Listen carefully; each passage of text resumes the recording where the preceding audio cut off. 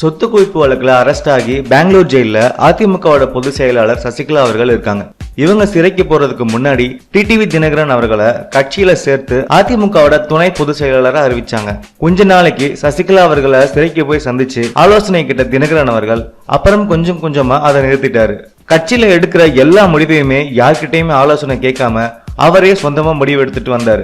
RK நகர் இடைத்தேர்தல்ல தன்னை வேட்பாளரா அறிவிச்ச TTV Dinakaran அவர்கள் சசிகலா அவர்கள் கிட்ட எந்த ஒரு முடிவும் கேட்காம அவரே எல்லா முடிவும் எடுக்க ஆரம்பிச்சாரு.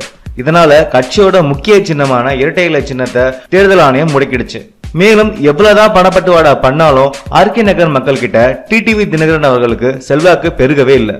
அது மட்டும் இல்லாம கட்சியில முக்கிய பொறுப்புல இருக்கிறவங்க கிட்ட சசிகலாவை நம்பாதீங்க, இனி எல்லாமே நான் தான் அவர் சொல்லியிருந்தாரு.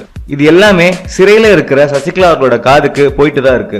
இப்ப இரட்டை இலை சின்னத்தை மீட்கிறதுக்காக பல கோடி ரூபாய் லஞ்சம் கொடுத்ததா தினகரன் அவர்கள் மேல டெல்லி போலீசார் 3 பிரிவுகள்ல எஃப்ஐஆர் ஃபைல் பண்ணிருக்காங்க. விசாரணை நடந்துட்டு இருக்கிற இந்த நேரத்துல தினகரன் எப்ப வேணும்னாலும் கைது செய்யப்படலாம்னு எதிர்பார்க்கப்படுது. தினகரன் அவர்களை கைது செய்ய டெல்லி போலீசார் கிளம்பிட்டதாகவும் செய்திகள் வெளிவந்துட்டு இருக்கு.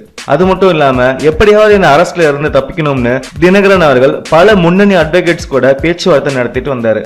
ஆன்டிசிபேட்டரி பெயில் வாங்குறதுக்காகவும் முயற்சிகள் ரொம்பவே தீவிரமா நடந்துட்டு வருது. இதுக்கு நடுவுல இந்த பிரச்சனையில இருந்து எப்படியாவது தப்பிக்க தினகரன் அவர்கள் சிறையில இருக்கிற சசிகலா அவர்களை சந்திக்க சென்றிருக்காரு. ஆனா சசிகலா அவர்கள் தினகரனை பார்க்க முடியாதுன்னு ரொம்பவே கோவமா சொல்லி அனுப்பிட்டாங்களாம். மேலும் இனிமே தினகரன் தன்னை பார்க்க வர வேண்டாம்னு சொல்லிட்டாங்களாம். தினகரன் அவர்கள் கைது செய்யப்பட்டாருன்னா கண்டிப்பா சசிகலா அவர்களோட குடும்பத்தை சேர்ந்த எல்லாருமே கூண்டோட கட்சியை விட்டு வெளியேற்றப்படுவாங்கன்னு தெரியுது.